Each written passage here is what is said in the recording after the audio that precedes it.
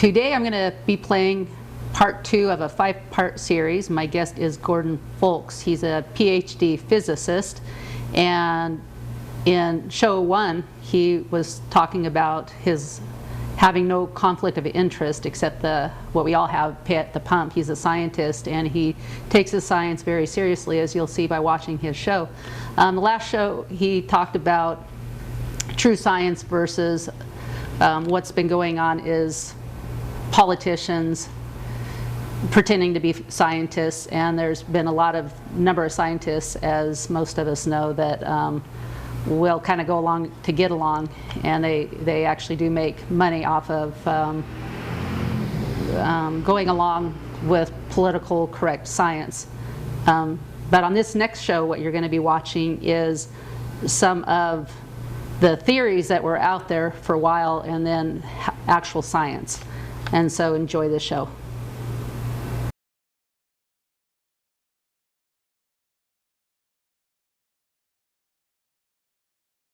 But what is science? I mean, we have to really deal with what is science first, because so many people don't even understand that.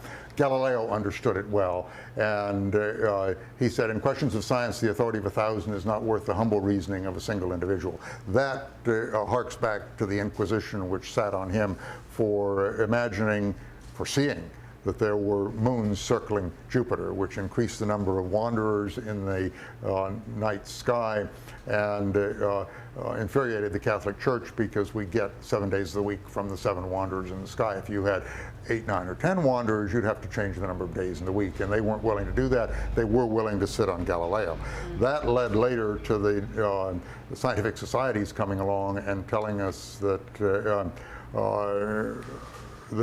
you did not listen to authority, you listened to logic and evidence.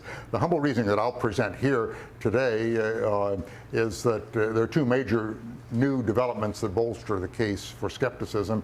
The bottom line, though, for those who want to go on to something else today, is that virtually everything that climate alarmists argue is substantially wrong. There's always an element of truth in it, but everything is substantially wrong. Former president of the U.S. National Academy of Sciences, Ralph Cicerone, who recently passed away, said about catastrophe is that we don't have that kind of evidence. And that's very important. We're not talking about catastrophe in scientific circles. We're talking about a little more warming or a little less warming as carbon dioxide rises in the atmosphere. So it's much different than you hear from journalists. Journalists are very much into this and promoting the concept that we won't be here in 100 years if we don't do something about you driving your Jeep and my driving my pickup truck. That's absolutely ludicrous, but they're making a lot of headway with that. What is science? Well, the Royal Society, the first of the scientific societies, had a motto in 1660 or so when they were formed, take nobody's word for it, and it expressed the determination of the fellows to withstand the domination of authority and verify all statements by an appeal to facts determined by experiment. In other words, you didn't take the Pope's pronouncements on science or the Inquisition's pronouncements. It was a direct result of the problems that Galileo had in the early 1600s. And unfortunately today, I mean, we're 400 years beyond this, but even the Royal Society loves the amount of money that has come their way as a consequence of the climate hysteria. So they backpedal this nullius in verba, take nobody's word for it. It's amazing how we change over time. Well, this is supposed to be the problem. Increasing atmospheric carbon dioxide as measured in Mauna Loa, Hawaii, with the sawtooth effect being the yearly seasonal variation. That is supposed to be a problem. Indeed, according to these measurements, from about 1960, we've gone up from around 320 parts per million to around 400 parts per million today. That is probably correct. Is it any problem? Well, in fact, it may be a benefit, and that we've seen in food production. But are we responsible for that? We need to ask that question. And from there, do we go to warming or significant warming? We might a little, but not very much. Let's go through some of that. If we're responsible for this, then when we ramped up production of carbon dioxide, this is man-made carbon dioxide being dumped into the atmosphere, not measured in the atmosphere, but being dumped in. Previously it was around 6 gigatons per year, but in 2002 the Chinese experiment kicked in, what I call the Chinese experiment. They started building many more coal-fired power plants, not only in China, but around the world. And so the amount of carbon dioxide that humans dumped into the atmosphere went up quite considerably beginning in 2002. Well, if we're responsible for much of the carbon dioxide increase in the atmosphere, then if we go back one slide, we should see a big change, a steeper rise as of 2002. But do we? We don't at all. It just is gradually going up a little bit, which says that we're not as important to this planet as we think we are, which is an important lesson. Our egos tell us that we're running everything around here, and indeed we are not. Mother Nature is in firm control. Other measurements, there are measurements, before the measurements on Mauna Loa, Hawaii, in purple here, there were measurements, chemical measurements by many famous people going back to the beginning of the 1800s. Prior to that, we have carbon dioxide that was trapped in the ice in Greenland, so ice cores bring up not only an indication of temperature going back 50,000 years in Greenland and almost 1 million years in Antarctica, but also a sample of ancient atmospheres to give us an idea of what carbon dioxide has been like over a long period of time. Al Gore shows that sort of thing. But Ernst Georg Beck showed this by looking at the chemical measurements of carbon dioxide in the in-between years here. And he noted that indeed in the 1940s, after a warm period, after the Dust Bowl, which was warm across the globe, that we had quite an increase in atmospheric carbon dioxide, suggesting that Mother Nature is at fault here, if you want to call it fault. She's driving the situation. We are not. And that's very likely true. Here's what is a modeled idea of what happens when the planet warms a little bit. You get out of the oceans near the equator, where the oceans are warm, you get quite a bit of carbon dioxide going into the air. In the cooler regions, this is looking mostly at the Pacific Ocean. You see the Atlantic over here, and you see the Indian Ocean there. But the warmer areas put out carbon dioxide into the atmosphere, and the colder areas absorb it. And if you had, instead of a glass of water there, if you had a can of beer, you would notice if you left it here and it warmed up that it would lose its fizz, it would lose its carbon dioxide. Well, that's what the oceans are doing in the equatorial region, where the temperature is bathwater temperature, and up here it's absorbing it. So it's a complex process. We can also measure satellite emissions, from satellites, emissions of carbon dioxide into the air. And you will notice that there's quite a bit over here in China. You will notice there's not that much in the United States, surprisingly, and there's a little bit in Western Europe. So it looks, even in that way, suspect as to whether man is really responsible for all of this. But look, whether industrialization is responsible for all of this. Look in the Amazon basin of South America, and look in Black Africa.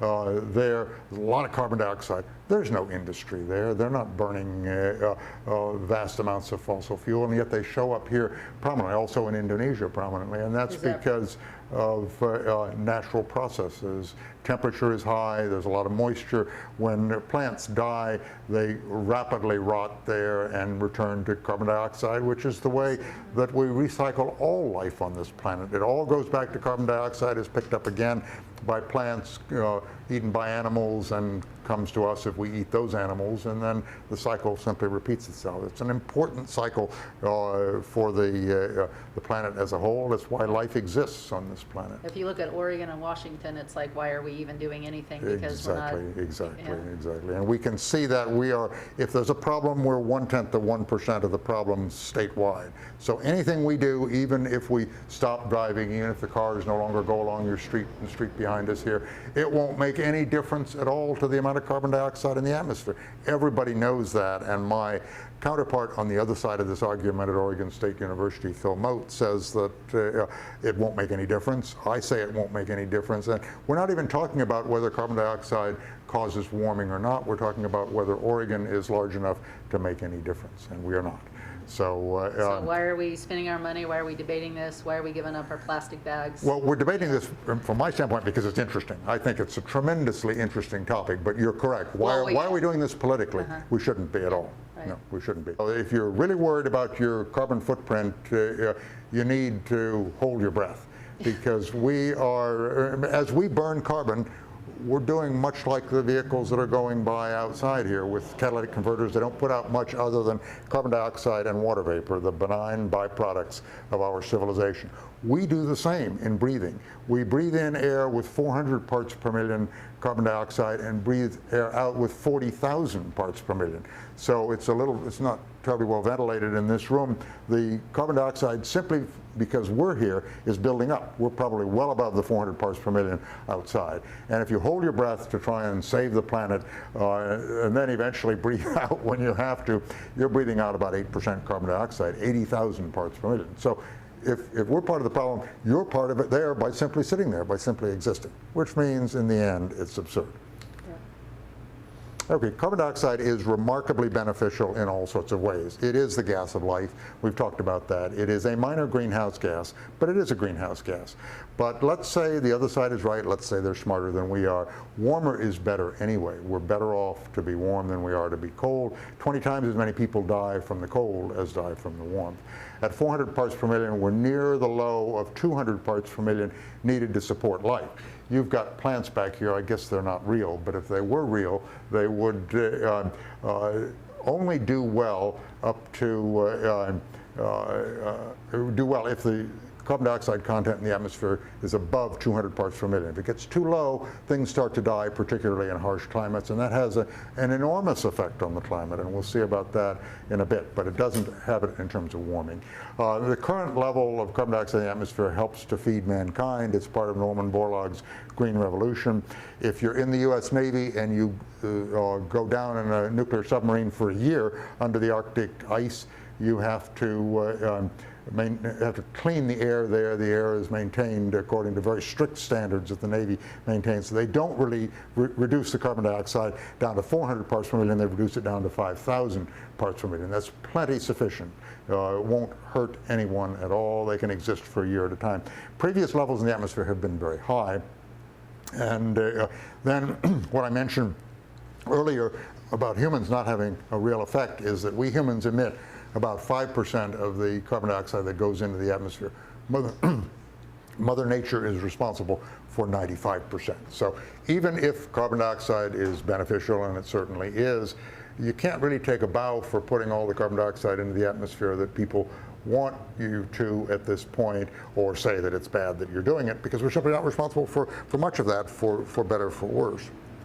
And volcanoes, I don't know if we'll be getting into that here, but they provide a bit, but they're not, despite some of the emails that go around, they're not a big factor. Mother Nature puts a lot of carbon dioxide into the atmosphere primarily from the basic carbon cycle, which is the oceans outgassing carbon dioxide, as I pointed out here, giving off carbon dioxide, giving it off as if you let a beer warm up on the table. It simply has less fizz to it. The oceans do that. And then the biosphere emits carbon as plants die, as the leaves fall off the trees in the winter and rot. Isn't that what they're talking about, the oceans, though? Their thing is, if it gets warm, then the oceans will remit more carbon dioxide. Isn't that their scare tactic? Well, they mention that, yes, but they really mention that the oceans absorb the extra carbon dioxide that we put into the atmosphere, and that's causing them to go acidic. But they are in fact not acidic, and we'll see that in a moment here. And we're not responsible for much of that anyway. The planet is in quite a good balance, but not a perfect balance. It's wrong to think that Mother Nature has the weather the same every day. She doesn't, and has the levels of carbon dioxide both emitted into the atmosphere and retrieved from the atmosphere perfectly in balance all the time. So the fact that it's going up now is due to certain physical characteristics of the planet. Here is the greening of the Earth as measured by satellites. You will see that virtually the entire Earth in the period 1982 to 2015 has increased the leaf area, I think is what they're looking at, of plants. So we have a lot more greenery on the Earth. We have a lot more food on the Earth. The planet is better off with more carbon dioxide. What about temperature, though? Are we, by either putting carbon dioxide into the atmosphere or Mother Nature putting it into the atmosphere? Are we driving up the Earth's temperature very much? Now, you hardly ever see this plot, but I like it very much. It comes from satellite data, which is the only true global temperature that we have. Despite what the alarmists say, this is it. This is the gold standard. Everything else is a proxy by comparison.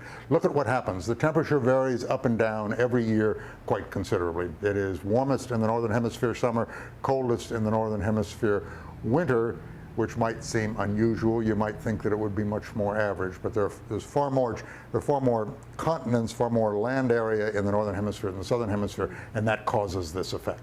And you can see here that the warmest year was 1998. In July 1998, we hit the record high temperature for the satellite era dating from 1979. And in 2016, we had the most unusual temperature, which was the most unusual high-low temperature. So this you'll see in the next plot is part of an El Nino situation also. If you take this data and relate it to what you would expect on average, January, February, March, April, May, and all through the year, and then say how far different are each of these dots that you see from the average, you get this plot, which is what is most familiar to most people. It shows the global temperature did rise a little bit over the last 40 years of satellite data, but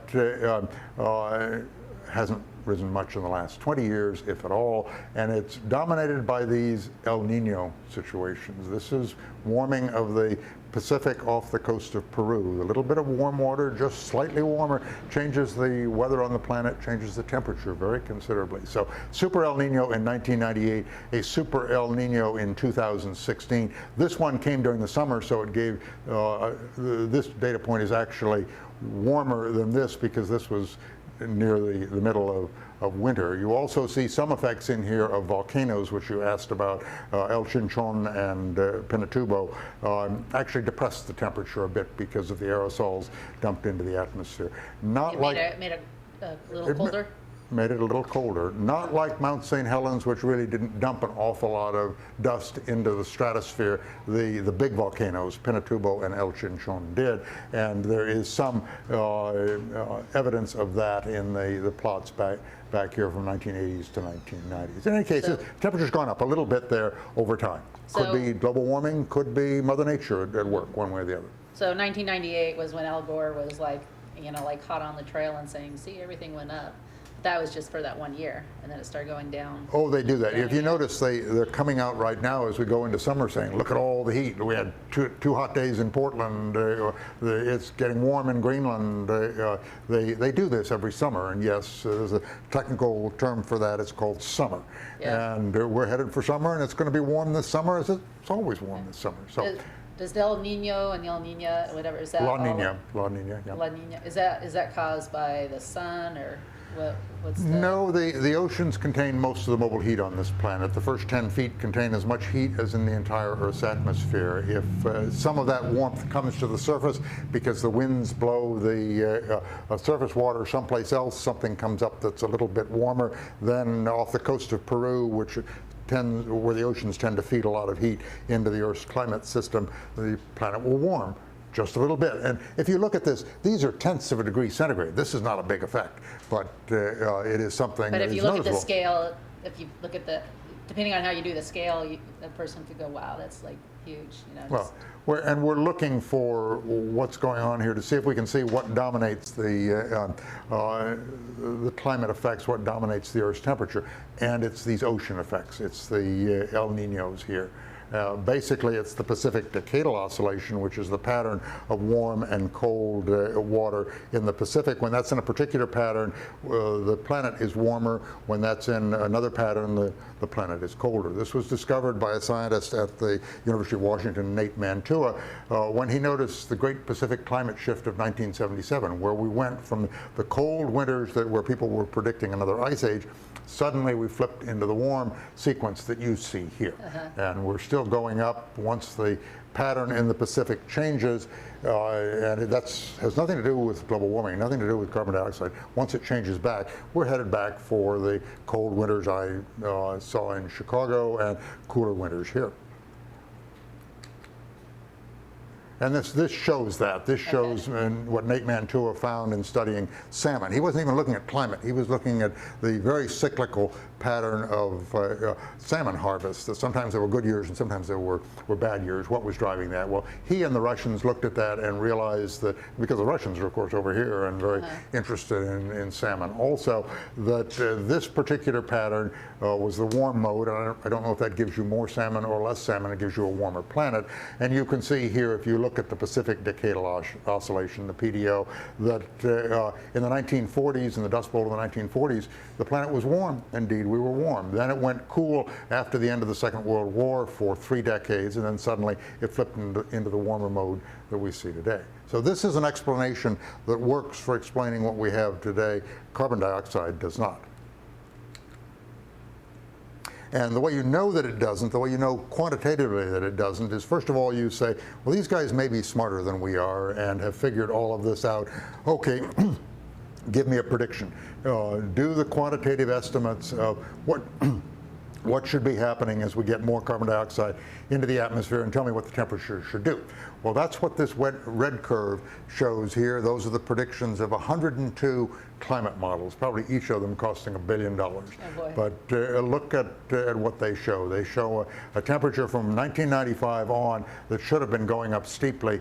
In this case, the tropical mid-troposphere, 10,000 feet up in the tropics, where the alarmists think that the climate will change the most for reasons that are complex. Well, how does that fit with data? The way science works is that we take a prediction, we think the people are smart who put it together, and we say, well, let's just check. Let's see if it worked. Okay, this is robust data here. We have a robust satellite data, and we have robust radiosonde data. Radiosondes are atmospheric balloons that go up that measure the temperature profile in the tropics. And you notice they agree pretty much amongst themselves, even in quite substantial details here. They don't agree with the climate models coming from climate alarmists. They are way off.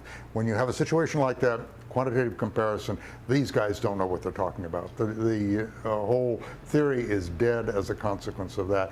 This was what Obama was promoting with his endangerment finding at the EPA when he was president. Of course, he didn't know about any of this stuff, but this is the way they were doing it, saying that climate models were solutions of the basic physics, which they are not. They are computer games. And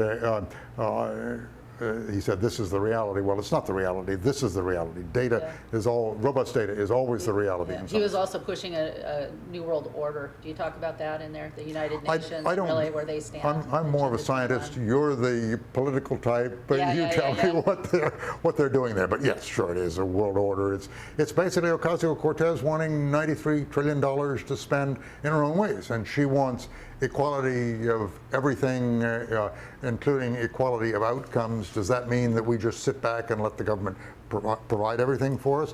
Why should anybody learn physics and become proficient at this? It takes a lot of effort to do that, and you wouldn't do it if there were no incentives to do it. Yeah, right. So scientists in the same equal education as you that would agree with it, are they making hundreds of thousands of millions of dollars to push it, or do they? We tend to sell out for very little money. It's the Al Gores of this world that make great amounts of money off of it. Scientists are happy with a few $100,000, prize of a few $100,000 one way or the other. They're not making out like bandits, but but they're doing well. Are they flat out lying, or are they just trying to well, maybe, and we'll just, let my friend Obama. They're prostituting themselves. They're prostituting their degrees. They know the score here. They have even asked me at Oregon State University, are you accusing us of fraud? And I said, no, but let's talk about it, because you understand what's going on here, and you realize that your theory is failing. And as a consequence. And they see that? They see that. They know this. And they what do ignore they do? it. Do they just go, let's go on to the next slide, or what do they? They don't want to debate, because every time I show up at one of Phil Mote's presentations, I ask him these questions, and he usually ignores me. And if I want to say anything, I got to make a scene. And, you answer the questions here, Phil, sort of thing. Why did we warm up from 1900 to 1940, Phil? That was before humans were putting much carbon dioxide into the atmosphere at all. Yet we were practically as warm in the Dust Bowl of the 1930s as we are today. Isn't that ocean warming? Don't we have good evidence that that's the case? And boy, he doesn't like those questions. He doesn't like them at all.